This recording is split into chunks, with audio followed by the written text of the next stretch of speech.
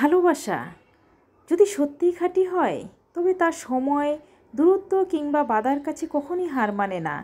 এই পৃথিবীতে কারো হাত ধরাটা যতটা সহজ, সেই হাতটা চিরদিন ধরে রাখাটা ঠিক ততটাই কঠিন।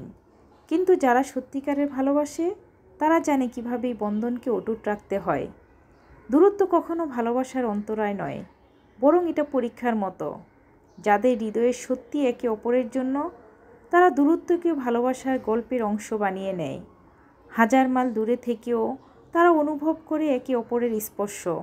প্রতিটি টেক্সট, কল বা ভিডিও কলে সেই উষ্ণতা পাওয়া যায়, যা কাছে থেকে অনেকে হারিয়ে ফেলে।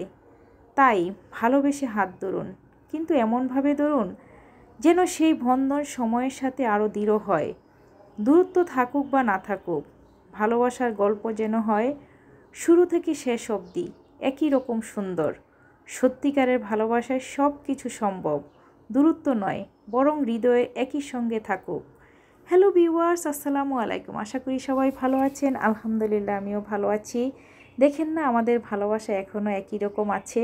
আজকে আপনাদের ভাইয়া নিয়ে আসছে তার অফিসে আমাকে অডিট করার জন্য। এখানে এসে অনেকটা সময় কাটিয়েছিলাম দুজনে, বিশেষ একটা কাজে এসেছিলাম। তাই অফিস থেকে এসে আবারও চলে আসছি রান্না করতে। মজার আজকে লাউ শাক ভাজি করছি, মজার কিছু তরকারি রান্না করছি, মাছ ভুনা করছি। আসলে সময়ের সাথে সাথে মানুষের ভালোবাসার পরিবর্তন হয়। প্রতিটা মুহূর্তে আসলে প্রেম ভালোবাসার উপভোগ করতে হয়। এক একটা বয়সের ভালোবাসা, প্রেম ভালোবাসার ভালো লাগার অনুভূতি এক এক রকম। আপনি প্রতিটা বয়সকে এনজয় করতে হবে, প্রতিটা ভালোবাসা উপভোগ করতে হবে।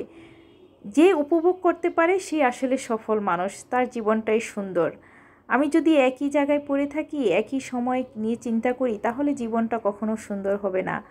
সময়ের সাথে সাথে প্রতিটা সময়কে উপভোগ করতে হবে, প্রতিটা সময়কে ভালোবাসা দিয়ে ভরিয়ে রাখতে হবে।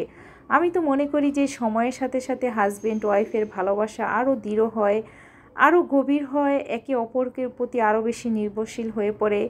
যেমন আমি এখন কখনোই আপনাদের ভাইয়াকে ছাড়া একা চলতে পারিনি। যেখানেই যাই তার সঙ্গে আমার যেতে হয়।